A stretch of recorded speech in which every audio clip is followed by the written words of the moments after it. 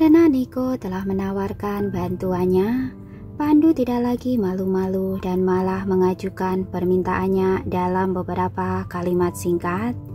Saat Pandu menyebut tentang orkestra, Niko tidak membutuhkan penjelasan karena dia tahu alasan Pandu bertanya. Jadi dia menjawab, "Aku tidak terlalu yakin. Tetapi aku akan meminta Bima untuk menanyakan pada orang-orang sekitar." Setelah jeda dia melanjutkan, "Bagaimana cedera kakakmu?" Pandu yang jengkel menjawab, "Dia belum bisa duduk diam sejak meninggalkan rumah sakit dan terus mencari sesuatu untuk dilakukan. Itu sebabnya aku ingin memberikannya tiket konser. Kalau tidak, aku tidak tahu bagaimana lagi cara membuatnya tetap sibuk." Karena dia bukan orang yang gemar mengobrol, dia mengakhiri percakapan pada saat itu dan hanya berterima kasih kepada Niko sekali lagi. Namun ekspresi Niko sedikit menggelap mendengar pernyataan itu. Setelah Pandu pergi, dia melirik Danar dan memerintahkan, "Tangani ini." "Hah?" Danar bertanya dengan cukup sopan. "Tiket." Setelah mengatakan itu, Niko keluar dari kantor meninggalkan saudaranya. Meskipun Danar lumayan tercengang, dia tidak bisa menahan diri untuk tidak melengkungkan sudut bibirnya ke atas ketika dia kembali tenang. Itu karena tindakan Niko telah mengkhianatinya. Meskipun kesal pada Tiara sehingga tidak ada yang berani menyebutkan nama wanita itu di hadapan Niko selama beberapa hari terakhir, disinilah dia sangat ingin membantu Tiara mendapatkan tiket ketika orkestra dibicarakan. Kenapa Danar harus mencari tiket padahal Niko yang membuat janji? Setelah memikirkannya, dia memutuskan bahwa saudaranya mungkin memiliki ratusan urusan yang harus ditangani dan akan terlalu sibuk untuk mencari tiket sendiri. Bagus sekali, aku bisa membantu masalah kecil semacam itu. Setidaknya, aku bisa kembali menemuinya nanti. Tidak lama setelah Pandu kembali ke tempat kerjanya, seseorang datang membawa tiket. Ketika dia menerima tiket itu, dia berpikir, Tiara akan gembira melihatnya. Ia pun segera pulang karena sangat ingin melihat ekspresi bahagia kakaknya. "Tebak apa yang aku punya untukmu, Tiara?" Pandu berbicara dengan berseri-seri padanya tepat ketika dia memasuki pintu. Terkejut Tiara menggelengkan kepalanya. "Apa? Kamu bertingkah sangat misterius. Lihat apa ini." Pandu mengacungkan tiket di depan wajah Tiara sembari tersenyum. Setelah melihat tiket yang sulit didapat itu, Tiara berteriak kegirangan, "Apa? Bukankah tiketnya sudah habis terjual? Bagaimana kamu mendapatkannya?" Meskipun Pandu baru saja hendak mengatakan melalui Niko, setelah memikirkannya lagi, dia memutuskan bahwa Tiara tidak akan senang jika dia tahu bahwa Nikolah yang membantu karena dia telah menarik garis batas di antara mereka berdua. Jadi Pandu dengan rasa bersalah menjawab, "Seorang guru musik di sekolah memberikannya kepadaku. Sesuatu terjadi pada jadwalnya dan dia tidak bisa datang." Tiara tersenyum bahagia. "Terima kasih adikku sayang." Tiara tidak berada dalam suasana hati yang baik akhir-akhir ini, dan meskipun dia menjalani harinya dengan senyuman, Pandu bisa merasakan bahwa emosi itu dipaksakan dan bukannya tulus. Baru sekarang Tiara benar-benar gembira. Pandu menghela nafas lega. Dia tidak memiliki harapan lain, hanya untuk memberikan kehidupan yang baik bagi kakaknya dengan cara apapun. Sedikit geli melihat Pandu yang menatapnya sambil tersenyum, Tiara bertanya, "Kenapa kamu menatapku seperti itu? Apakah kamu melakukan sesuatu di belakangku?" Seringai Pandu melebar, "Jangan fitnah aku. Aku hanya senang melihatmu bahagia."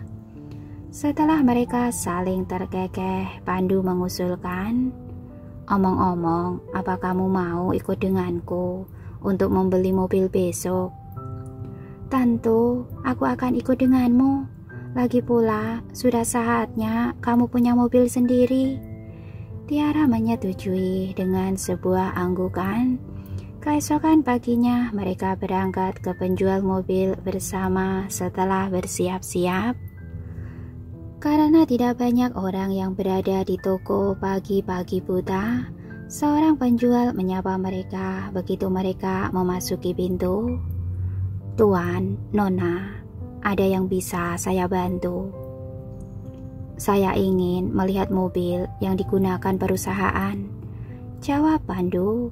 Saat penjual mendengar itu, dia memimpin mereka ke arah area pameran sambil berkata, "Kami memiliki banyak model di sini. Coba lihat yang ini dulu. Banyak orang telah membelinya akhir-akhir ini."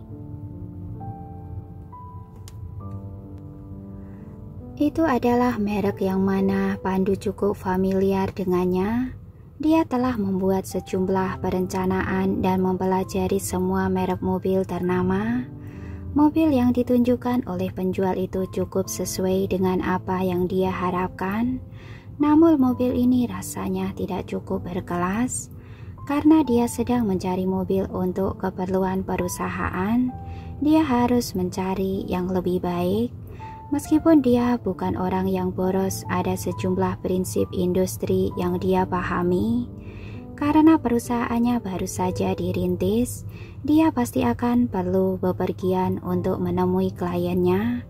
Jika mobil yang digunakannya terlihat jelek, klien pasti akan meragukan kemampuan perusahaan dan meremehkannya. Tidak ada gunanya memiliki keraguan yang tidak diperlukan semacam itu. Di sisi lain, jika mobilnya sempurna, dia akan tampak berusaha terlalu keras. Itu juga bukan sesuatu yang dia dapatkan. "Boleh, aku melihat Mercedes itu saja?" tanyanya sambil menunjuk sebuah Mercedes-Benz hitam. Mata penjual berbinar seketika ketika pertanyaan itu terdengar. "Tentu saja, Anda memiliki selera yang bagus, Pak. Mobil ini dirilis tahun ini dan beberapa orang juga sudah membelinya. Garisnya halus, kinerjanya bagus, dan mobil ini juga hemat biaya, tidak terlalu mahal." Ketiganya kemudian berjalan mendekati mobil tersebut. Setelah memasuki mobil itu, Pandu menguji berbagai fungsinya dan bagaimana rasanya memegang mobil ini dengan tangannya sendiri sebelum berbalik untuk menatap Tiara. "Bagaimana menurutmu?" "Tidak buruk." Tiara mengangguk. Model ini jauh lebih baik daripada yang mereka lihat sebelumnya. Dan untuk seseorang yang akan merintis perusahaannya sendiri, dia juga lebih cocok mengendarai Mercedes. "Kalau begitu, kami akan ambil yang ini." Pandu menganggukkan kepalanya ke arah penjual sebelum menoleh ke arah Tiara. "Selanjutnya, ayo kita cari mobil untukmu." Aku tidak membutuhkan mobil." Tiara melambaikan tangannya sambil cemberut. Meskipun mereka kini cukup kaya, mereka tidak seharusnya untuk menghamburkan uang mereka. Sekarang di saat Pandu akan merintis perusahaannya sendiri, tidak diragukan lagi dia akan sering mengeluarkan uang di berbagai kesempatan. Menghabiskan uang untuk membeli mobil untuk Tiara akan sangat mubazir. "Tidak apa-apa Tiara. Ayo kita beli satu untukmu. Aku sudah lama berpikir untuk membelikanmu mobil. Dan sekarang kita sudah berada di sini. Sebaiknya kita beli satu untukmu. Kalau tidak, kita harus datang lagi nanti, dan itu akan sangat merepotkan. Meskipun Pandu tahu apa yang dikhawatirkan saudarinya, sebelum berangkat ke sana dia telah memutuskan bahwa dia akan membelikan Tiara sebuah mobil.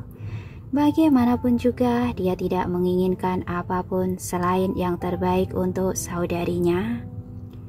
Tidak perlu membelikan mobil untukku. Lagi pula aku tidak selalu bepergian.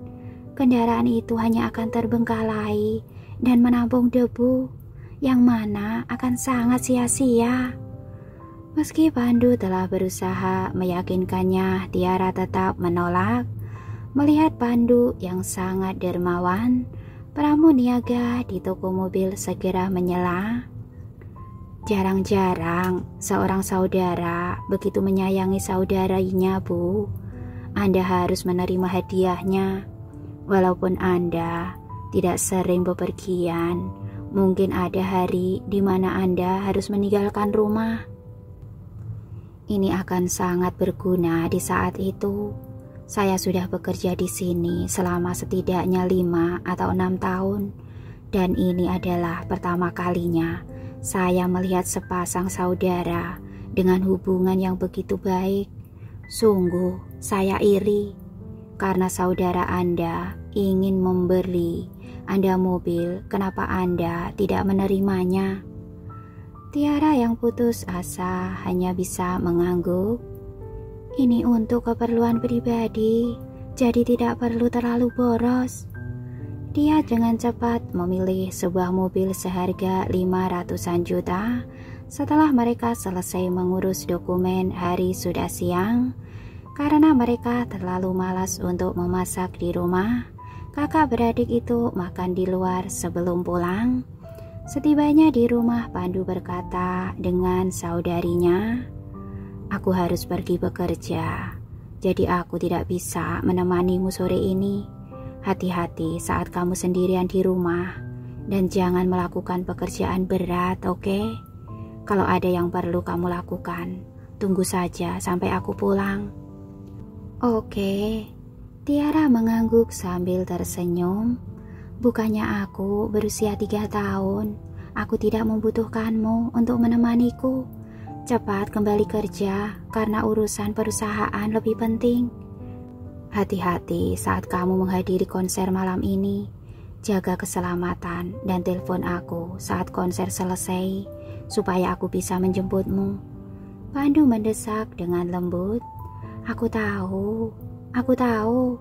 Sekali lagi Tiara memiringkan kepalanya saat dia melihat sosok percaya diri Pandu meninggalkan rumah. Dia merasakan suasana hati yang jauh lebih baik. Tanpa Tiara sadari, Pandu telah tumbuh menjadi orang dewasa yang jauh lebih matang dalam berbicara dan bertindak dibandingkan ketika dia masih kecil. Dia juga memiliki masa depan yang cerah dan akan membuka perusahaannya sendiri dalam sekejap. Ketika dia merenungkan bagaimana Pandu telah berubah selama beberapa tahun terakhir, dia tiba-tiba menyadari bahwa Pandu sangat menyayanginya, sehingga sikap keibuannya entah bagaimana berubah menjadi layaknya seorang gadis. Sungguh dia sangat bersyukur memiliki adik laki-laki yang begitu baik. Oke kakak semuanya, hari ini sekian dulu ya. Padahal saya tadi sudah berjanji ya akan upload lebih banyak. Ya gimana lagi, namanya juga sambil bekerja ya saya di sini, dan hari ini saya juga ada kerjaan di luar. Jadinya saya cuman bisa buat video segini aja. Oke, sekian dari saya. Kita lanjut besok. Wassalamualaikum warahmatullahi wabarakatuh. Selamat malam, selamat istirahat. Sampai jumpa besok. Bye bye.